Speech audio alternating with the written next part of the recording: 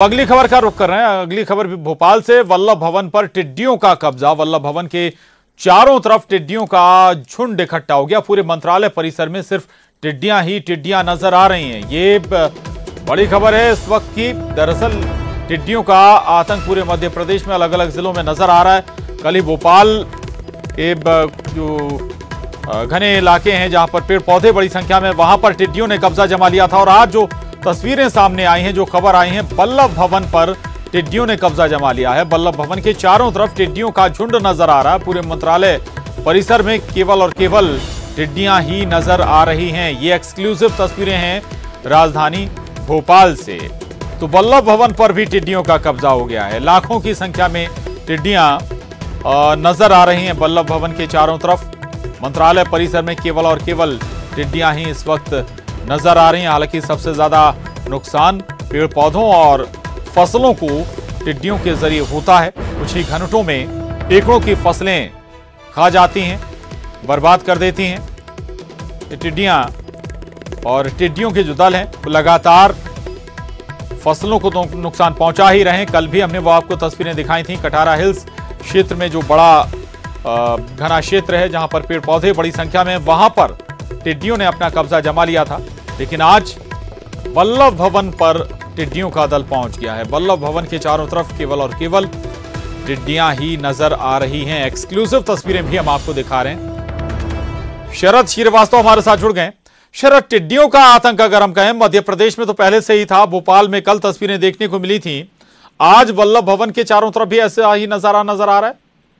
बिल्कुल, देखिए प्रशांत, आपने सही कहा है। पिछले कुछ दिनों में लगातार जो तस्वीरें हैं वो अलग अलग इलाकों से सामने आ रही हैं। जो टिड्डियां हैं उनका जो दल है वो अलग अलग इलाकों में पहुंचकर कहीं पर फसलों को नुकसान पहुंचा रहा है तो कहीं रिहायशी इलाकों में डेरा जमा रहा है। आज की जो तस्वीरें हैं जो न्यूज 18 पर हम इस वक्त एक्सक्लूसिवली दिखा रहे हैं वो मध्य प्रदेश मंत्रालय यानी वल्लभ भवन की हैं, जहां पर टिड्डियों का एक बड़ा दल वहां इस वक्त घूम रहा है। और तब पूरी तरीके से चारों तरफ से जो वल्लभ भवन है वहां पर टिड्डियां ही टिड्डियां नजर आ रही हैं। और जानकारी जो मिली है उसके मुताबिक सिर्फ वल्लभ भवन ही नहीं, 74 बंगले के आसपास भी टिड्डियां इसी तरीके से अपना डेरा जमाए हुए हैं।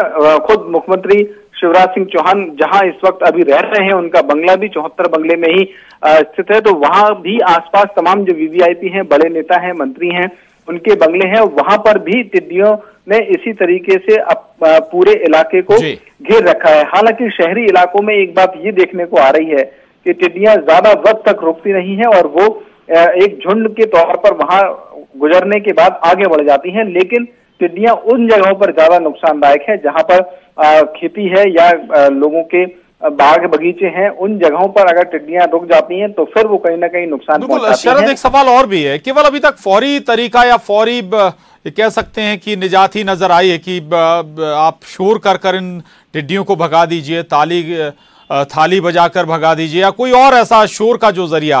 लेकिन अभी तक कृषि विभाग या जो वैज्ञानिक हैं वो कोई ऐसा परमानेंट सॉल्यूशन नहीं बता पा रहे हैं कि इन टिड्डियों को खत्म किया जाए ताकि एक जगह से दूसरी जगह जाकर ये नुकसान ना पहुंचाएं। अब बिल्कुल, देखिए ये बात सही है कि कोई ऐसा स्थायी समाधान टिड्डियों को लेकर अभी सामने नहीं आया है। और सबसे बड़ी बात ये भी है प्रशांत कि टिड्डियां इतनी ज्यादा तादाद में आ रही हैं जिनको लेकर अगर कृषि विभाग या किसी दूसरे प्रशासनिक अमले की ओर से उनके रोकथाम के लिए अगर छिड़काव दवाई का किया भी जाता है तो उनकी संख्या दरअसल इतनी ज्यादा होती है कि वो उतना प्रभावी साबित होता नहीं है। यही वजह है कि कुछ और दूसरे उपाय, मसलन डीजे बजाना या फिर शोर मचाना, इस तरीके की जो चीजें हैं, कहीं कुछ जगहों पर ऐसी तस्वीरें भी सामने आई कि पुलिस की गाड़ी का जो सायरन होता है उससे भी टिड्डियां भागी। तो इस तरीके के भी उपाय किए जा रहे हैं। निश्चित ही टिड्डियों की जितनी बड़ी संख्या है उसके सामने अभी तक तो जो भी कोशिशें की गई हैं वो नाकाफी ही साबित हुई हैं। और बड़ी बात ये भी है कि सिर्फ मध्य प्रदेश ही नहीं बल्कि देश के कई इलाके और पाकिस्तान से भी ये कहा जा रहा था कि उस दिशा से जो टिड्डियों का दल है वो भारत में आया और फिर यहाँ पे अलग अलग इलाकों में गया है। तो निश्चित ही एक समस्या है किसानों के लिए। लेकिन जो शहरी इलाके हैं वहां पर भी इमारतों के ऊपर मंडराती जो टिड्डियां हैं वो कहीं ना कहीं लोगों के लिए चिंता का सबब बन जाती हैं। जी बिल्कुल, परेशानी का सबब भी हैं और खासतौर से किसानों के लिए सबसे ज्यादा खामियाजा इसका भुगतना पड़ रहा है जिन क्षेत्रों में ये टिड्डियों का दल पहुंच रहा है। शुक्रिया शरद आपका इस